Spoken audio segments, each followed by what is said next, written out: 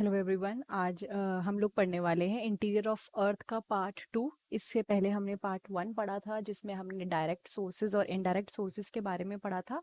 इस पार्ट में हम लोग अर्थक्वेक को डिटेल में देखेंगे, ठीक है। Now the study of seismic waves provide a complete picture of the layered interior, यानी कि जब हम सिस्मिक वेव की स्टडी करते हैं तो हमें एक पूरी कंप्लीट पिक्चर मिल जाती है इंटीरियर की, अर्थ के इंटीरियर की। नाउ सिस्मिक वेव्स क्या होता है? ये वो वेव्स होती हैं जब जनरेट होती है ना, दे travel with a lot of energy और ये अर्थ की लेयर में ट्रैवल करती हैं, ठीक है। अब होता क्या है, अर्थक्वेक का मतलब क्या है? अर्थ का हिलना, it's the shaking of the अर्थ। अगर हम सिंपल वर्ड में एक नेवमैन की लैंग्वेज में बोलें जिसको बस समझाना हो कि अर्थक्वेक क्या होता है, हम बोलते हैं कि अर्थक्वेक के टाइम पे क्या होता है, अर्थ बहुत बुरी तरह हिलती है। It is a natural event, it is caused due to release of energy which generate waves that travel in all direction.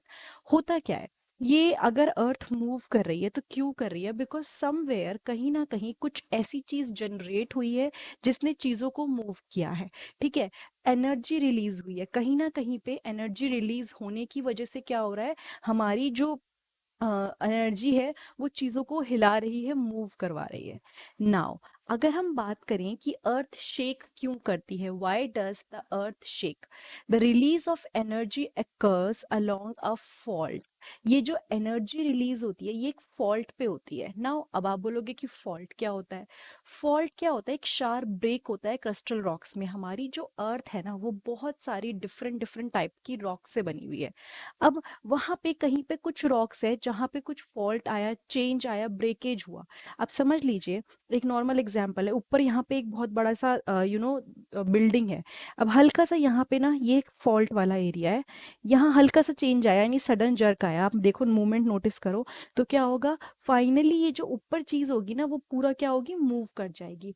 तो हमारी जो क्रिस्टल रॉक्स है, जो लिथोस्फेयर में प्रेजेंट है रॉक्स, जो भी रॉक्स प्रेजेंट होती हैं, उन रॉक्स के अंदर जब चेंज आता है, ब्रेकेज आता है, तो रॉक्स क्या करती हैं, अपोजिट डायरेक्शन में मूव करती हैं। वो अगर ऐसे हैं तो they move in like this, कई बार बहुत सारी डायरेक्शन होती है बट वो अलग अलग अपोजिट डायरेक्शन में मूव करती हैं। As the overlying rock strata press them the friction locks them together. अब होता क्या है, नॉर्मली फ्रिक्शन उनको पकड़ के रखता है, फ्रिक्शन जो होता है ना उन रॉक्स को एक साथ रखता है। However there tendency to move apart at some point of time overcomes the friction. जैसे समझ लीजिए चेंज आ गया, ब्रेकेज आ गया, उसके बाद क्या होगा, फ्रिक्शन उनको पकड़ के रखेगा, लाइक उनको होल्ड ऑन करके रखेगा। लेकिन एक टाइम ऐसा आएगा कि जो भी फ्रिक्शन है ना वो ओवरकम हो जाएगा, यानी कि वो मूव करना चाहेंगी, दे विल यू नो वो फाइनली वो रॉक की वो स्टेज आ जाएगी कि अब वो मूव करेगी और फ्रिक्शन अब कुछ नहीं कर सकता। तो फ्रिक्शन तो वही रहेगी, अब वो रॉक मूव हो जाती है। उस केस में क्या होता है, वो स्लाइड करती हैं, like they move slide past one another, मतलब एक दूसरे के बिल्कुल साइड से स्लाइड करती हैं। और यस, जब वो स्लाइड करती है, when there is a movement, जब भी मूवमेंट होता है तो क्या होता है, एनर्जी वेव्स होती हैं जो सारी डायरेक्शन में ट्रैवल करती हैं। द पॉइंट, अब देखो मेन चीज जो हमें समझ में आई कि ये जो आपकी एनर्जी वेव निकली या जो भी चीजें हुई ये किस वजह से हो रही है, बिकॉज आपकी जो रॉक्स है वो मूव कर रही है। The point where the energy is release is called the focus of the earthquake. वो पॉइंट, वो पॉइंट जहां से एनर्जी रिलीज होती है, समझ लीजिए ये वाला वो पॉइंट है, वो पॉइंट जहां से एनर्जी रिलीज होती है उसको हम बोलते हैं फोकस। अब हमें क्या याद रखना है, इसको हाइपोसेंटर भी बोल देते हैं, ऑल्टरनेटिवली वैसे तो फोकस बोलते हैं but we can also say it hypocentre. जो एनर्जी वेव ट्रैवल कर रही है डिफरेंट डायरेक्शन में, जो इसके ऊपर का पोर्शन है, देखो यहाँ से तो जनरेट हुआ है बट ये कौन सा ऊपर का पोर्शन जो है, दैट इज द एपिसेंटर। ये वो पोर्शन है जहाँ पे सबसे पहले झटके या जो वेव्स होती हैं वो एक्सपीरियंस की जाती है, और ये पॉइंट जस्ट फोकस के अबव होता है, ठीक है। एनर्जी वेव्स ट्रैवल कर रही हैं डिफरेंट डायरेक्शन में, और वो पॉइंट सरफेस जो फोकस के बिल्कुल ऊपर की तरफ होता है, देखो इसने क्या बोला, एक फोकस हो गया जिसको हम हाइपोसेंटर भी बोल देते हैं, लेकिन एक पोर्शन जो जस्ट इसके ऊपर होता है epicentre.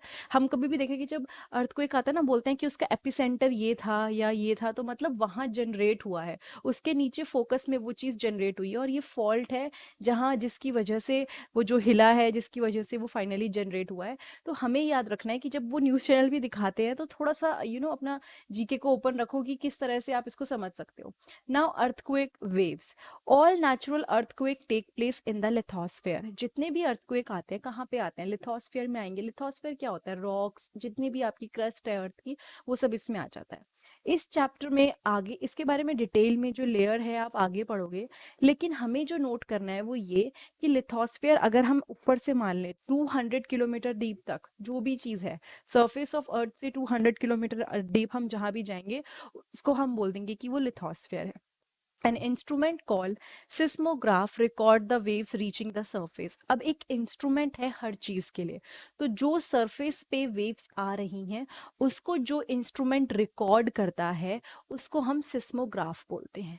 A curve of earthquake waves recorded on the seismograph is given in figure 3.1। यहाँ पे दे रखा है यहाँ पे आप देख सकते हो अर्थक्वेक वेव्स, ये पी वेव दिख रही है, ये एस वेव दिख रही है, अभी उसके बारे में हम पढ़ेंगे आगे।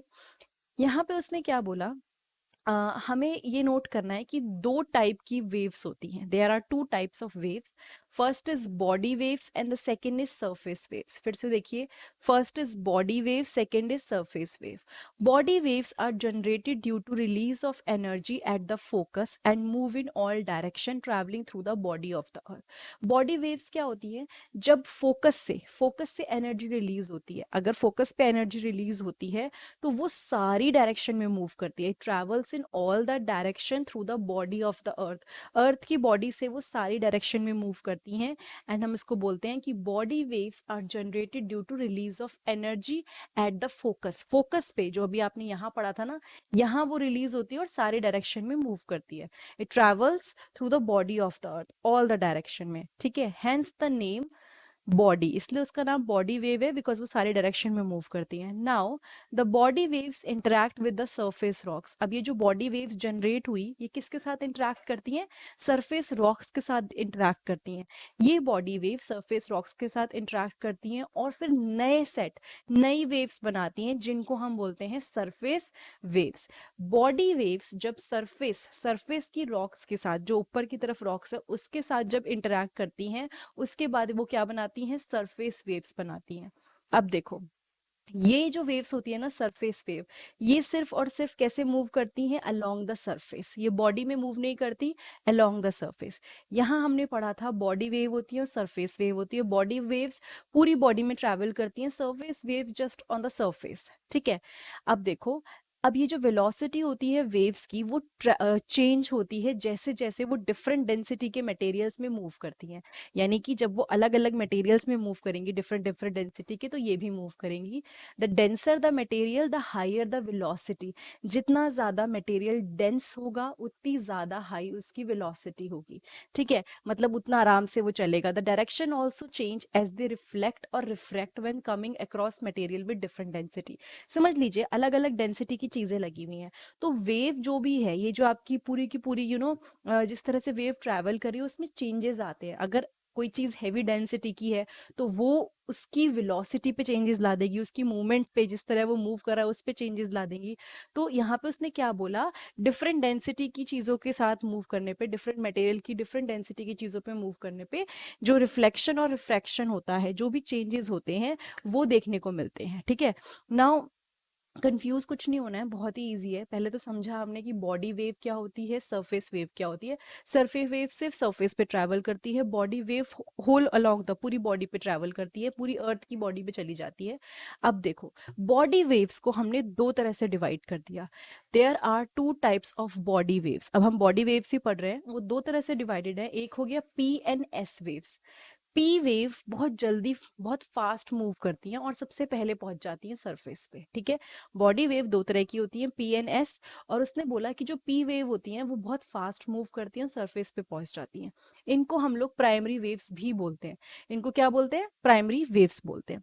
पी वेव सिमिलर होती हैं साउंड वेव से। यानी कि सिमिलर कैसे साउंड वेव से? क्योंकि गैसियस, लिक्विड, सॉलिड, कोई भी इन्वायरमेंट हो वहां से वो पास हो जाती हैं। तो पी वेव जो हमारी होती हैं साउंड वेव से काफ़ी सिमिलर होती हैं, प्लस काफ़ी फास्ट मूव करती हैं, and gaseous, liquid and solid material से इजीली पास ऑन हो जाती हैं। उसके बाद आ जाते हैं एस वेव पे, जो एक और बॉडी वेव का ही पार्ट है। पी और एस दोनों बॉडी वेव का ही पार्ट है। एस वेव अराइव करती है सरफेस पे विद सम टाइम लैग। मतलब कि सरफेस पे आएगी लेकिन टाइम लैग, मतलब गैप आएगा, एकदम नहीं आती, गैप के बाद आती है। इनको हम बोलते हैं secondary waves. What do we call them? Secondary waves. An important fact about S wave is that they can travel only through solid materials। जो एक बहुत ही important fact है जो हमें ध्यान देना है S wave के बारे में। देखो P wave solid, liquid, gas कहीं से भी easily travel कर लेती हैं। S wave जो होती हैं which is a part of body wave, ये सिर्फ और सिर्फ सॉलिड मटेरियल से ट्रैवल करती हैं, ठीक है। और ये एक कैरेक्टरिस्टिक ना बहुत इंपॉर्टेंट है, क्योंकि साइंटिस्ट को जब पता है कि ये वेव सिर्फ सॉलिड से ट्रैवल करती है तो वो लोग बहुत इजीली ना स्टडी कर पाते हैं अर्थ की। यहाँ पे लिखा भी है, देखो, it help the scientist to understand the structure of interior of the earth. Scientist लोग ना इंटीरियर जो होता है अर्थ का समझ पाते हैं, क्योंकि उन्हें पता है कि ये वेव तीनों मीडियम में जा पा रही है, ये सिर्फ सॉलिड में जा पा रही है, तो वो वेव्स भेजते हैं, उसके आने जाने से स्टडी कर पाते हैं अर्थ के अंदर की। Now, reflection causes waves to rebound, whereas refraction makes move in different direction. Reflection से क्या होगा? कोई वेव आई, वो वापस चली गई टकरा के, लेकिन रिफ्रैक्शन से क्या होगा? वो यहाँ थी और फिर वो वहाँ चली गई, मतलब कि उनकी डायरेक्शन में चेंज आ जाती है रिफ्रैक्शन की वजह से, और रिफ्लेक्शन की वजह से वो वापस आ जाती हैं। Now, the variation in the direction of waves are inferred with the help of their record on seismograph। जो वेरिएशन देखने को मिलती है वेव्स की डायरेक्शन में, हम कैसे आइडेंटिफाई कर सकते हैं? सिस्मोग्राफ पे जब रिकॉर्ड होता है ना, तब हम देख सकते हैं कि क्या डिफरेंसेस हैं, कैसे कैसे क्या हो रहा है। The surface waves are the last to report on seismograph. जब हम बात करते हैं, बॉडी वेव हमने पढ़ लिया था, सरफेस के बारे में हमने पढ़ा ही था कि सरफेस वेव बिल्कुल लास्ट में रिकॉर्ड होती है सिस्मोग्राफ पे। हाँ, लेकिन ये वेव्स डिस्ट्रक्टिव बहुत होती हैं, इसकी वजह से रॉक्स इधर से उधर मूव होती हैं, प्लस आपके जो स्ट्रक्चर्स होते हैं वो कोलैप्स होने के वर्ज पे हो सकते हैं, बहुत सारे डैमेज हैं जो हो सकते हैं। अब देखो नेक्स्ट है प्रोपगेशन ऑफ अर्थक्वेक वेव्स, जो हम पढ़ेंगे। इसमें मैं आपको दोबारा से बताती हूँ, different type of earthquake wave travel in different manner, अलग अलग तरीके से ट्रैवल करती हैं वेव्स, ठीक है। एज दे मूव और propagate they cause very vibration in the body of the rock through which they pass. यानी कि जब ये मूव करती है ना, जिस भी रॉक से ये मूव करती हैं, जहां से भी पास करती हैं, ये उस पर्टिकुलर रॉक में, उस पर्टिकुलर रॉक की बॉडी में दे कॉजेज माइग्रेशन। अब उसने क्या बोला, ओके यहाँ पे वाला थोड़ा सा स्किप हो गया, इसको छोड़ देते हैं। Okay, just give me a minute. P waves जो होती हैं वो वाइब्रेट करती हैं parallel to the direction of wave, यानी कि पी वेव्स जिस डायरेक्शन में वेव जा रही होगी उसी डायरेक्शन में वाइब्रेट करेंगी, ठीक है। थोड़ा सा इसमें आपको रटना भी पड़ेगा, समझना तो है ही बट थोड़ा सा रटना पड़ेगा।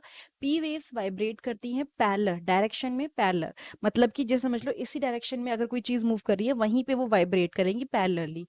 इसकी वजह से क्या होता है, जो भी मटेरियल होता है उस पे जिस डायरेक्शन में वो जा रहा है उसी पे क्या होगा, प्रेशर पड़ेगा, या उसी पे क्या होगा, उसका मटेरियल का प्रेशर बढ़ने से क्या होगा, फॉर एग्जाम्पल ये इस डायरेक्शन में जा रही है वेव, ठीक है, और उसी पैरेलल में वो मूव कर रहा है, तो इस पे प्रेशर पड़ता है।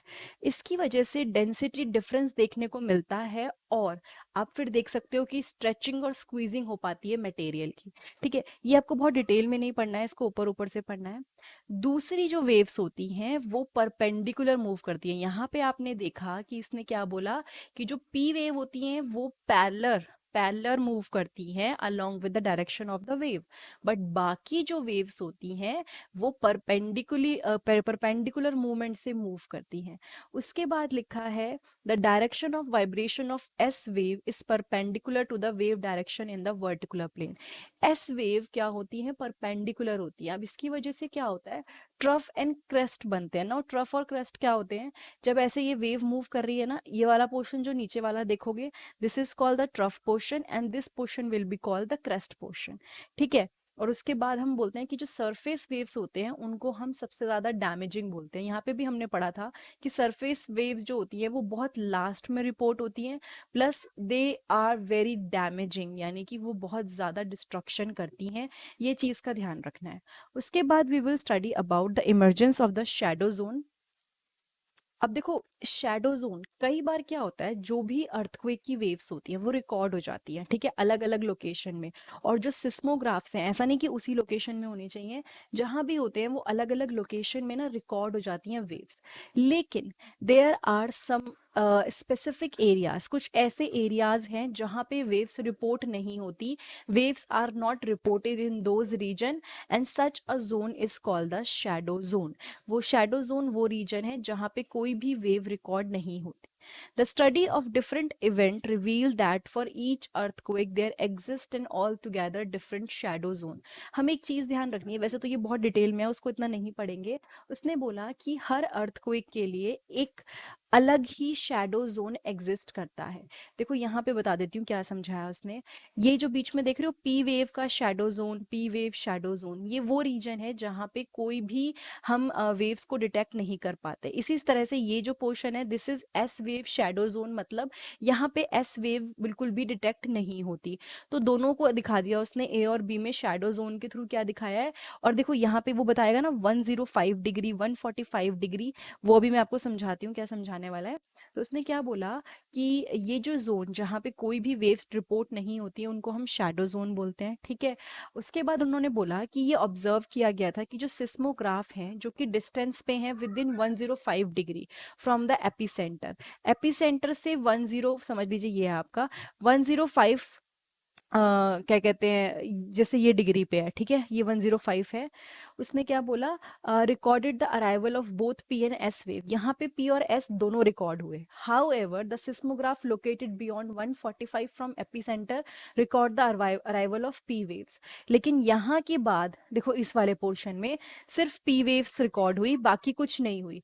तो इस पर्टिकुलर पोर्शन में कोई भी पी वेव नहीं पता चली। यहाँ पी वेव का पता चला, इस पोर्शन में पी वेव का पता चला, इस पोर्शन में कोई भी पी वेव का पता नहीं चला, तो वो हमारा शैडो जोन हो गया, ठीक है। दस a zone between 105 degree and 145 from the epicentre, इससे लेके इसके बीच का जो ये जोन है, ये क्या हो जाता है, ये वो जोन हो जाता है जो शैडो जोन हो जाता है, ठीक है। अब यहाँ पे उसने सेम वे में समझाया है कि ये नीचे वाले के लिए एक बार और दिखा देती हूँ।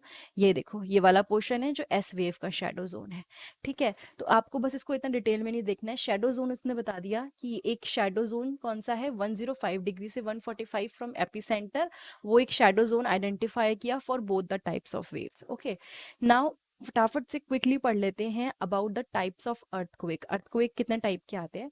जो बहुत ही कॉमन वन है, जो बहुत ज्यादा आता है, दैट इज टेक्टोनिक अर्थक्वेक, जो अर्थ की क्रस्ट की मूवमेंट की वजह से जो आता है, जिसमें रॉक्स की मूवमेंट होती है, या फॉल्ट में जब रॉक्स एक दूसरे के आसपास स्लाइड करती हैं उसकी वजह से जो अर्थक्वेक आता है, ये बहुत कॉमन है, यही मोस्टली आता है। तो इसको हम बोलते हैं टेक्टोनिक अर्थक्वेक। उसके बाद एक और क्लास है टेक्टोनिक अर्थक्वेक की, which is the volcanic earthquake. लेकिन ये कहाँ देखने को मिलता है, जहाँ पे जिस रीजन में वोल्केनोज बहुत एक्टिव होते हैं वहां आपको ये देखने को मिलेगा, ठीक है। वोल्केनिक अर्थक्वेक या फिर उस एरिया जहाँ पे बहुत ही एक्टिव वोल्केनोज होते हैं। उसके बाद हम लोग आते हैं इन the areas of intense mining activity, जहाँ पे बहुत ज़्यादा माइनिंग होती है ना, जब वो लोग बहुत ज़्यादा अंदर तक खुदाई कर देते हैं for getting ores and different kind of functions. तो क्या होता है, हल्के हल्के ट्रैमर्स, बहुत झटके फील होने शुरू होते हैं, बिकॉज वहाँ पे बहुत ज़्यादा ब्लास्टिंग और बहुत सारी चीज़ें होती हैं। और कई बार जो माइंस होती है ना वो कोलैप्स कर जाती हैं, मतलब गिर जाती हैं, तो उनको हम कोलैप्स अर्थक्वेक बोलते हैं। उसके बाद कई बार ग्राउंड शेकिंग देखने को मिलती है, किसकी वजह से, केमिकल और न्यूक्लियर डिवाइसेस के एक्सप्लोजन की वजह से। जब केमिकल या न्यूक्लियर डिवाइस एक्सप्लोड करते हैं, एक्सप्लोजन होता है, तो हम उनको एक्सप्लोजन अर्थक्वेक बोलते हैं। फॉर एग्जांपल, जैसे बहुत सारे रिजर्वॉयर या जहाँ डैम बन रहे होते हैं वहां पे बहुत ज्यादा आप देखते हो कि मतलब जो पत्थर वगैरह होते हैं उन पे एक्सप्लोजन किया जाता है, जिसकी वजह से वो टूट जाते हैं। तो ये चीजें वहां देखने को मिलती हैं। उसके बाद आ गए the earthquake that occur in the areas of large reservoir are refer to as reservoir induce earthquake. जहाँ रिजर्वॉयर बहुत ज्यादा खोद देते हैं ना, बहुत ज्यादा पानी भर देते हैं, तो वहां देखा जाता है कि डैम बिल्ड होने के बाद, रिजर्वॉयर भरने के बाद ना कहीं जो अमाउंट ऑफ प्रेशर वहां पे एग्जर्ट हो रहा है, यहाँ पे लिखा भी है मैंने, वो बहुत ज्यादा चेंज होता है। नॉर्मली जितना होता और अब जितना हो रहा है उसमें बहुत वेरिएशन होता है। तो वो सिर्फ उस केस में देखा जाता है जहाँ पे रिजर्वॉयर हो, तो उसको हम रिजर्वॉयर इंड्यूस्ड अर्थक्वेक बोल देते हैं, ठीक है। उसके बाद एक और चीज की, अर्थक्वेक को अगर मेजर करने की बात करें, the earthquake events are scaled either according to the magnitude और इंटेंसिटी ऑफ द शॉक। हम किस तरह से मेजर करते हैं, पहले तो हम देखते हैं कितने लेवल पे है, कितना बड़ा अर्थक्वेक था, हल्का था, झटके बहुत कम थे, या बहुत ही मतलब डैमेजिंग था, ठीक है।